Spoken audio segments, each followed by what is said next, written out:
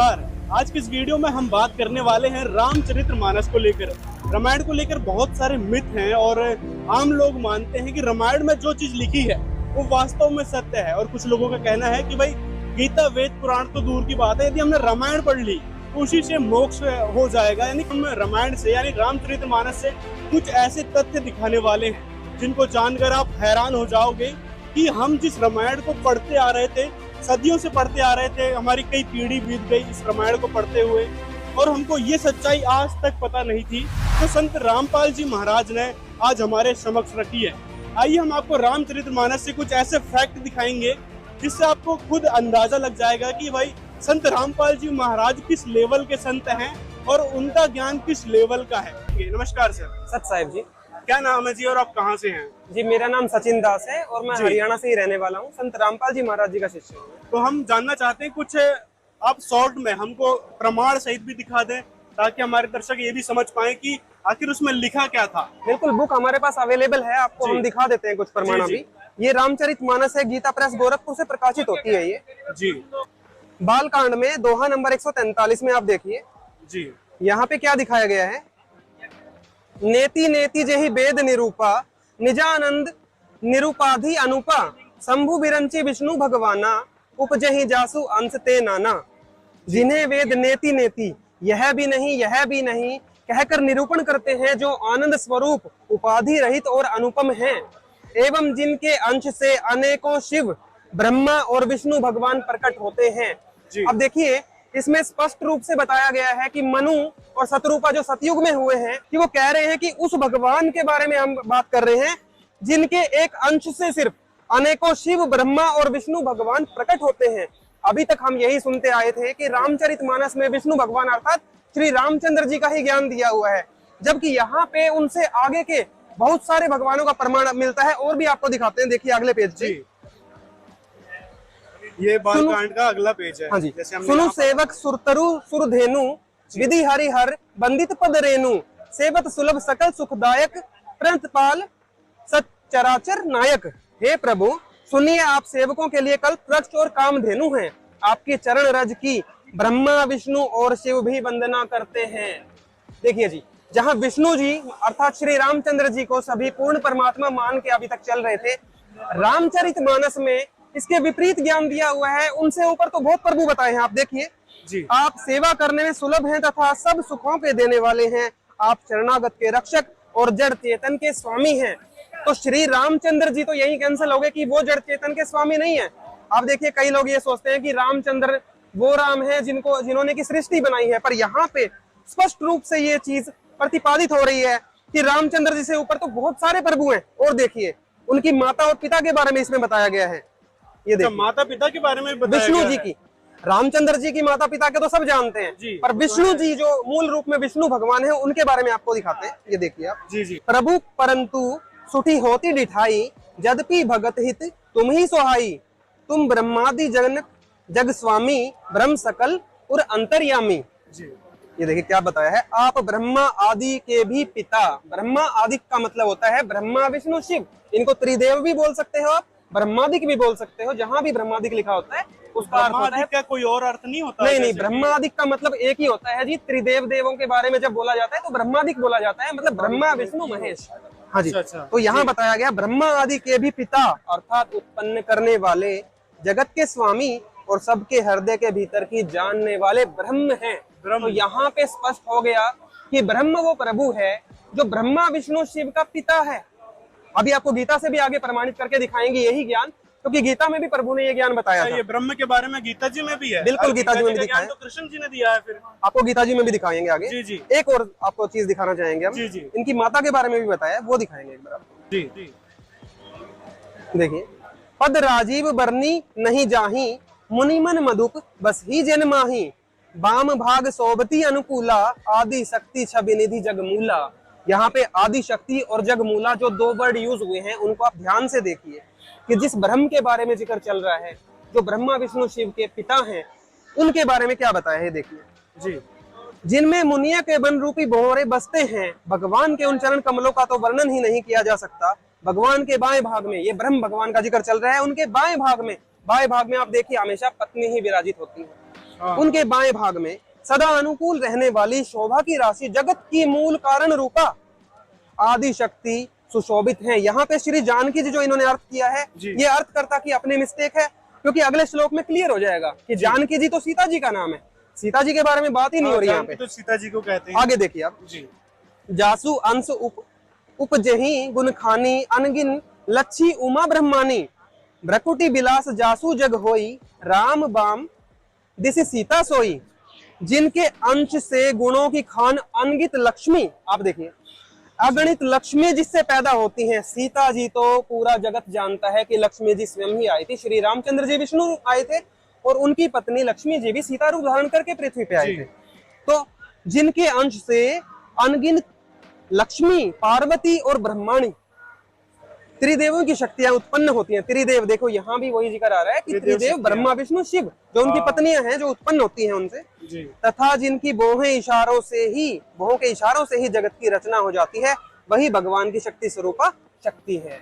इसके बारे में दुर्गा देवी के बारे में बताया गया है। आप दोनों श्लोकों से मिला के देखोगे, जगमूला और आदि शक्ति जो है वो दुर्गा देवी के नाम है।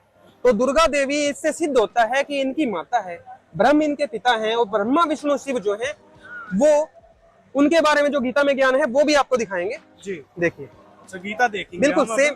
देखिए जी, जो शास्त्रों का ज्ञान होता है ना, ये गीता है, वो एक दूसरे से बिल्कुल मैच करता है। परंतु संत रामपाल जी महाराज जी के अलावा जितने भी संत आज तक हुए हैं वो खोल के बता ही नहीं पा रहे कि ब्रह्मा विष्णु महेश से ऊपर भी कोई प्रभु है। आप देखिए गीता में भी यही ज्ञान बताया है। अच्छा, गीता देखेंगे हम। देखिए गीता के अध्याय 14 का श्लोक 3, 4, 5 हम आपको दिखा। कहाँ से प्रकाशित है वो, ये भी कर देते हैं। देखिए कोई डाउट नहीं है, हमारे यहाँ पे सारी पुस्तकें गीता प्रेस गोरखपुर से आ रही है।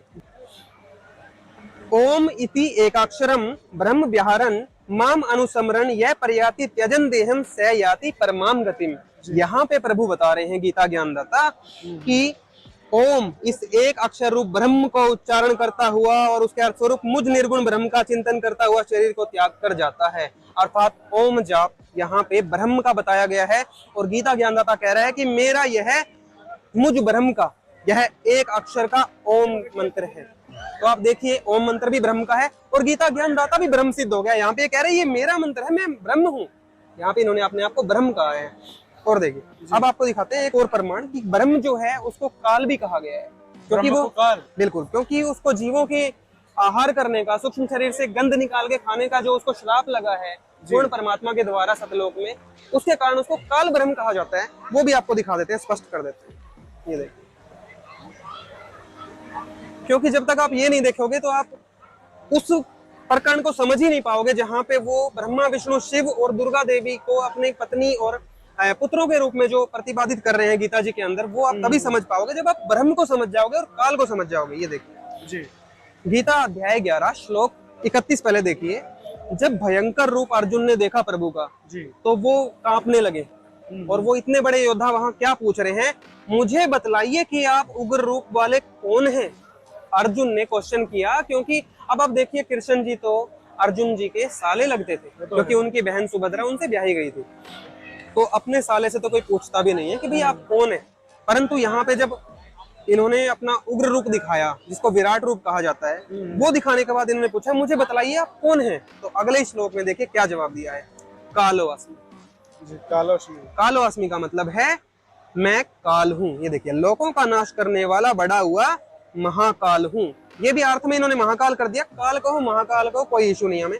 परंतु आप ये देखिए, महाकाल तो शिव जी को माना जाता है एक प्रकार से। देखिए जी, आप आम लोग हैं, आपके दर्शकों से और आपसे हमारा चैलेंज है, आप किसी ग्रंथ में ये दिखाइए कि शिव जी को महाकाल कहा गया है। आपको हम 10 जगह प्रमाणित करेंगे कि महाकाल और काल जो कहा गया है वो उनके पिता के बारे में कहा गया, ब्रह्म के बारे में। कि गीता जी में क्या बताया कि लोगों का नाश करने वाला बड़ा हुआ काल हूँ और इस समय इन लोगों को नष्ट करने के लिए प्रवृत्त हुआ हूँ। देखिए, कृष्ण जी तो अर्जुन जी के साथ हमेशा ही रहते थे और युद्ध में भी शुरू से उपस्थित थे। उग्र रूप दिखाने के बाद वो कह रहे हैं मैं तो अभी प्रवृत्त हुआ हूँ सबको नष्ट करने के लिए। कृष्ण जी युद्ध नहीं चाहते थे, वो तो शांति दूत थे। जब युद्ध ना होता देखकर अर्जुन को भी युद्ध से हटता देखकर काल ने देखा कि भाई अब मैं कैसे मार के खाऊंगा जीवों को, तब उसने कृष्ण जी के अंदर प्रवेश करके गीता का ज्ञान देना पड़ा अर्जुन को युद्ध के लिए मनाने के लिए। अब देखिए, इन लोगों को नष्ट करने के लिए प्रवृत्त हुआ हूँ, इसलिए जो प्रतिपक्षियों की सेना में स्थित योद्धा लोग हैं वे सब तेरे बिना भी नहीं रहेंगे, अर्थात तेरे युद्ध न करने से भी इन सब का नाश हो जाएगा। मतलब काल भगवान को ये सब नाश करवाना था महाभारत वाला, तो वो कृष्ण जी के अंदर प्रवेश करके उन्होंने करवाया।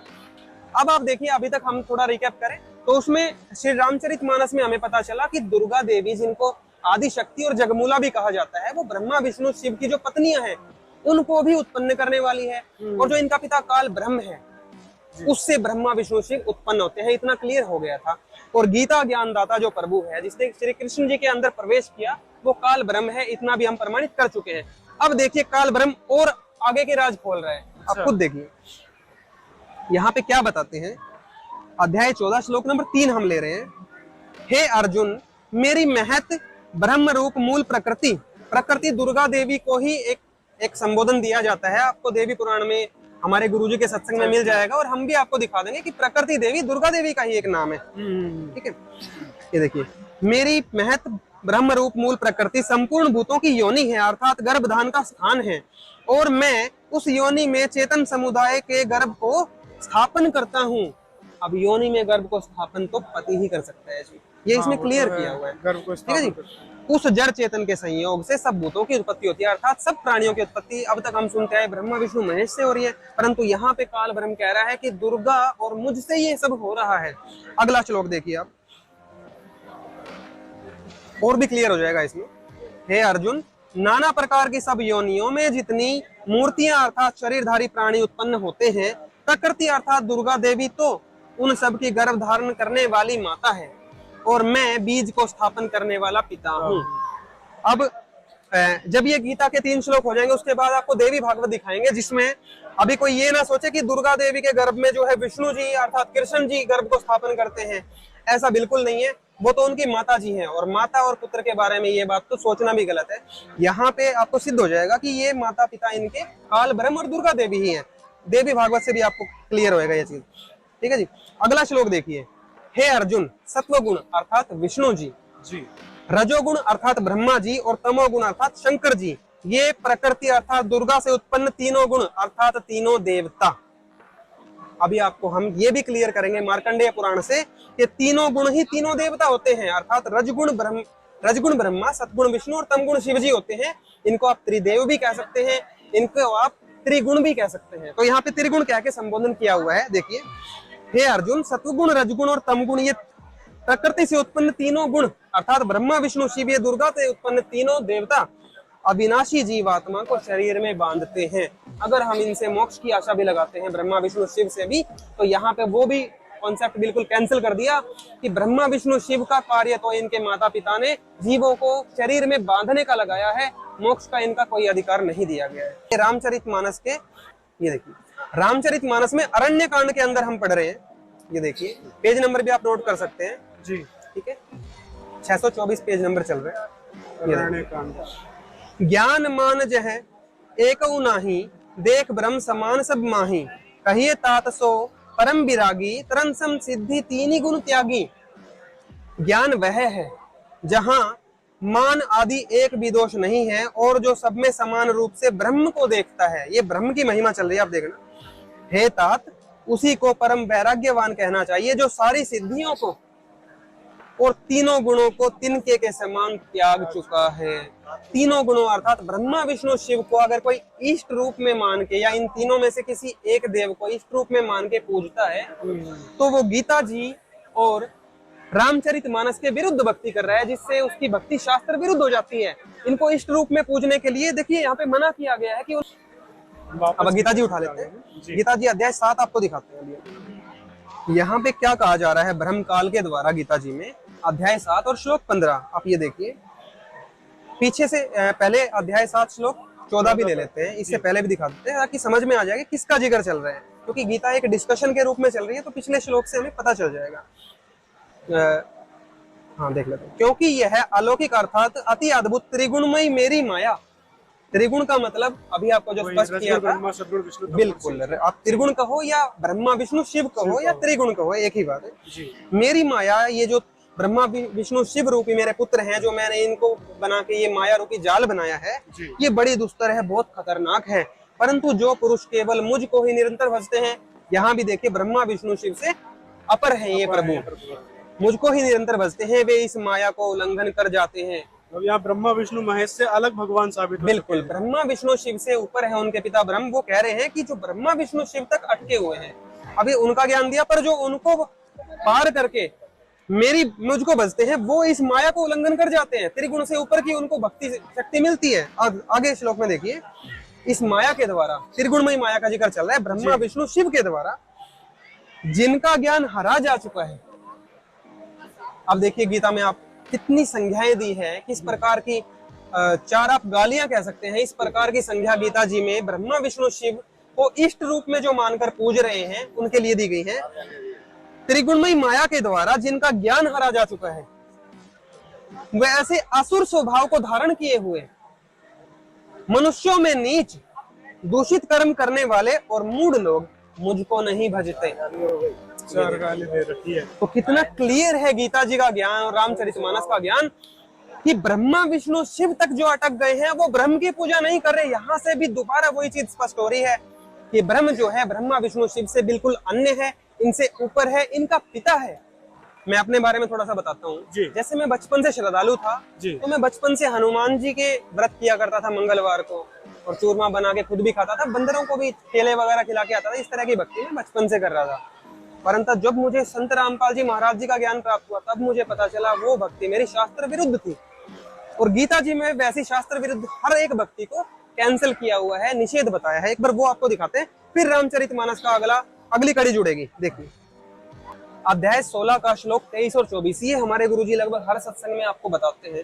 आप देखिए कि जो पुरुष शास्त्र विधि को त्याग कर अपनी इच्छा से मनमाना आचरण करता है, वह न सिद्धि को प्राप्त होता है। अर्थात गुरुजी बताते हैं कि इसके भगवान से हम कुछ कार्य सिद्धि के लिए प्रार्थना करते हैं, भगवान मेरा बच्चा पास हो जाए, हे भगवान मेरी बीमारी ठीक हो जाए। बहुत तरह के कार्य होते हैं जो हम सिद्ध करवाना चाहते हैं भगवान की कृपा से। तो यहाँ पे बताया जा रहा है, अगर शास्त्र विधि को त्याग कर आप अपनी इच्छा से कुछ भी करते हैं तो आपको वो सिद्धि प्राप्त नहीं होगी, वो कार्य सिद्ध नहीं होंगे। न परम गति को, अर्थात मोक्ष नहीं होगा। सनातन धर्म में आप देखिए सबसे बड़ी चीज मोक्ष को माना गया है कि अगर मनुष्य जीवन पाके मोक्ष प्राप्त कर लिया तो सफल है, अन्यथा वो असफल माना गया है। और न सुख को ही, इस जीवन में रहते हुए भी हमें कई तरह के सुखों की जरूरत होती है, आध्यात्मिक, मानसिक जी। तो उस तरह के सुख भी उस भक्त को प्राप्त नहीं होते जो अपनी इच्छा से मनमाना आचरण करते हैं, या फिर ऐसे गुरुओं से नाम दीक्षा लेके या उनका ज्ञान सुनकर भक्ति करते हैं जो शास्त्रों के विरुद्ध साधना करवा रहे हैं। और आपको बताऊं कि मैं बहुत संतों के सत्संग सुनता रहता हूं, और संत रामपाल जी महाराज जी के अलावा मुझे आज भारत में कोई दूसरा संत नजर नहीं आया है अब तक जो शास्त्रों के अनुकूल साधना बता रहा हो। अगला श्लोक भी आप देखिए, अध्याय 16 और श्लोक नंबर 24। इससे तेरे लिए इस कर्तव्य, अर्थात जो कर्म भक्ति में करने चाहिए, और अकर्तव्य जो कर्म त्याग देने चाहिए, की व्यवस्था में शास्त्र ही प्रमाण है। ऐसा जानकर तू शास्त्र विधि से नियत कर्म ही करने योग्य है। तो अर्जुन को भी प्रभु ने यही ज्ञान दिया था कि जो साधना शास्त्रों में बताई हुई है, शास्त्र आप देखिए पवित्र वेद है, पवित्र गीता है, और सहायक शास्त्रों में हमारे पास रामचरितमानस है, पुराण भी हमारे पास मौजूद है। इन सब से भी हमें वो ज्ञान मिलता है कि किस प्रकार की साधना हमें करनी चाहिए मोक्ष के लिए और सुख के लिए। अब देखिए रामचरितमानस में आपको एक गजब का प्रकरण दिखाते हैं जो हनुमान जी ने अपने बारे में बताया है। मेरे जैसे बहुत लोग हैं जो हनुमान जी की पूजा बचपन से करते आ रहे हैं और आज भी कर रहे होंगे। ये देखिए यहाँ हनुमान जी क्या कह रहे हैं, कहू कवन में परम कुलीना, कपि चंचल सभी विधिहीना, प्रात लेई जो नाम हमारा, ते ही दिन ताही न मिले अहरा। भला कहिए मैं ही कौन बड़ा कुलीन हूँ, चंचल वानर हूँ और सब प्रकार से नीच हूँ। हनुमान जी ये संज्ञा बता रहे हैं। प्रातः काल जो हम लोगों यानी बंदरों का नाम ले ले तो उस दिन उसे भोजन भी ना मिले। हम बंदरों का नाम, ये देखिए हनुमान जी ने अपनी साधना को बिल्कुल कैंसिल किया हुआ है। और इन नकली धर्मगुरुओं की मान के मेरे जैसे बहुत लोग हैं जो हनुमान जी की साधना में लगे हुए हैं, मंगलवार का व्रत करते हैं। देखिए धर्म आपको फॉलो करना चाहिए, पर शास्त्रों के अनुकूल करोगे तो ही लाभ मिलेगा, और जब कोई लाभ ही नहीं मिलेगा तो क्यों उस क्रिया को आप करते हो जी। तो आप नास्तिक बनने जा रहे हो, क्योंकि उससे आपको लाभ तो होना नहीं। गीता जी में बताया हुआ तथ्य झूठा नहीं है जी। तो इसलिए समाज नास्तिक की तरफ बढ़ रहा है। आप संत रामपाल जी महाराज जी के मंगल प्रवचन संत रामपाल जी महाराज एप्लीकेशन पर भी सुन सकते हैं तथा उनके द्वारा लिखी पुस्तकें भी डाउनलोड कर सकते हैं।